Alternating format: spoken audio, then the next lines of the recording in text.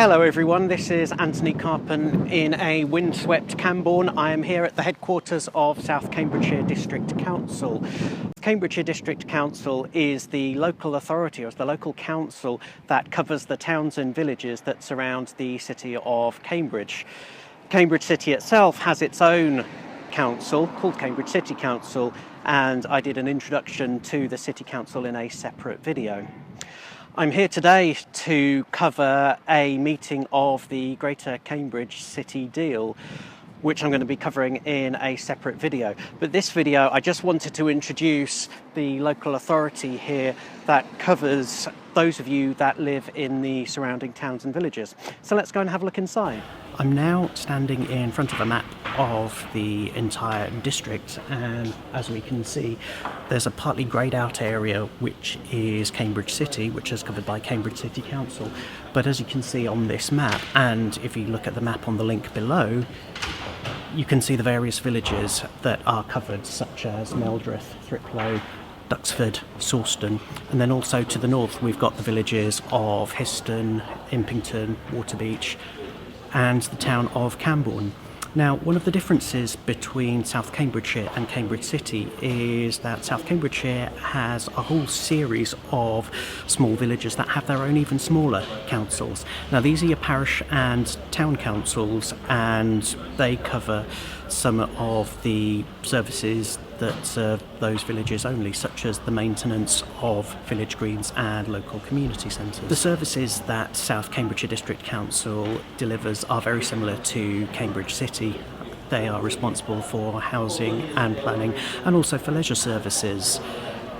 South Cambridgeshire and Cambridge City also sit within Cambridgeshire County, and because we are in, well, what is effectively a three-tier area here, parish councils, district councils and the county council, Cambridgeshire County Council is responsible for education, library and also for transport services.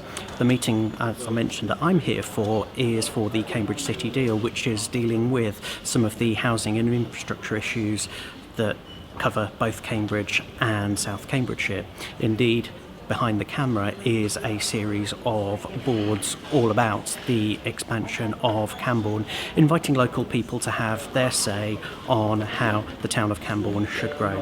I'm standing in front of one of the boards that I mentioned earlier about Cambourne and its expansion, and what this one, the first of 6, sets out is the area of land that the local authority proposes turning into housing or building housing on.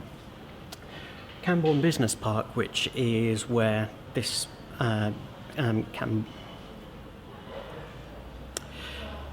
Cambourne Business Park, which is here, is where South Cambridgeshire Hall is located. It's this building here, at least I believe it is anyway. And this sort of shows one of the reasons why my earlier shot was so windswept. It's because you've got lots and lots of countryside there at the moment.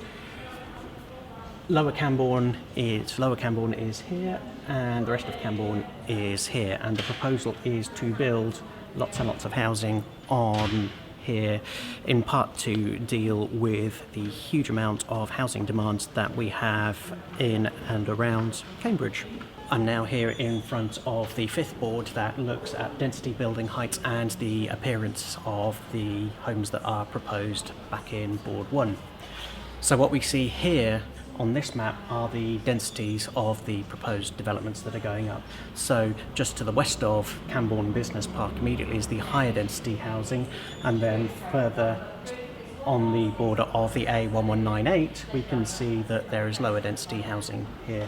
And then finally, if we move to board number 6, we have a board that invites you to put your views on the developments that are proposed.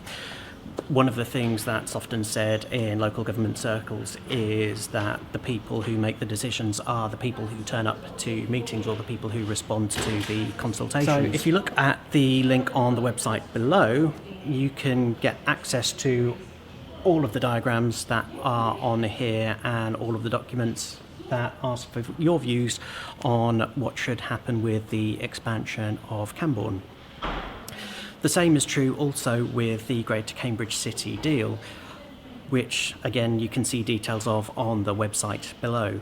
Now, the city deal itself is important for Cambourne and for Cambridge too, because this sets out the future transport plans for the city and the surrounding areas. It's not just about Cambridge. Every autumn at the start of the new academic year, we have thousands of young people who are going to a new school or a new college perhaps for the first time.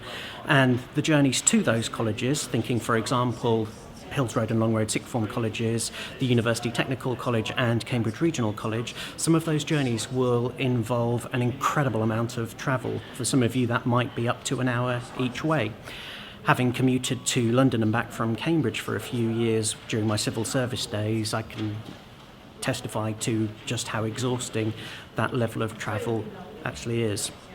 So those of you who are interested in campaigning on or improving those transport times or those journeys to and from where you study or even to and from where you work, now is the time to start campaigning, and now is the time to start getting involved in the transport and housing planning that's happening all over the county. You can do this by getting in touch with your local councillor or member of parliament using the website below. Your councillors and your members of parliament have a constitutional duty to represent all of you, irrespective of which party they represent. So if you have an issue related to transport or housing, or actually anything in particular, get in touch with them and ask them to work on your behalf, because after all, you're the ones who pay for them. My name's Anthony Carpen here at South Cambridgeshire Hall. Thank you very much.